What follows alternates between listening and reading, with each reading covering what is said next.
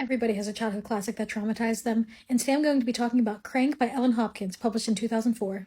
This is a free verse novel that follows a high school girl named Christina. And like many of the books I've discussed recently, despite the fact that many of us read this during our childhood, this is not a children's book. Christina is very intelligent and does really well in school. However, she has to visit with her father over the summer as part of a custody agreement.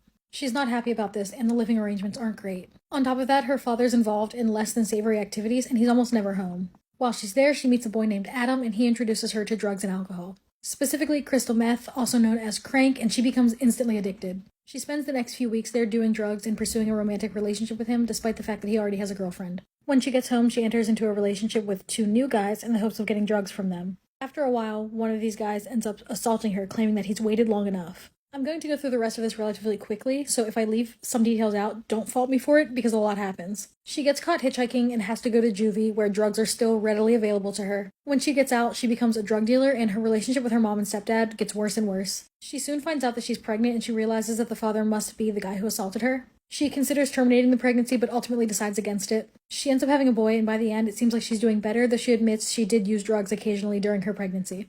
But despite that, her son is healthy. A classmate told me about this series when I was a freshman in high school, so 2009, and yeah, it had a chokehold on me.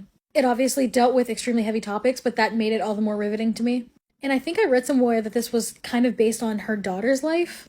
Not entirely sure how the daughter feels about that, but okay.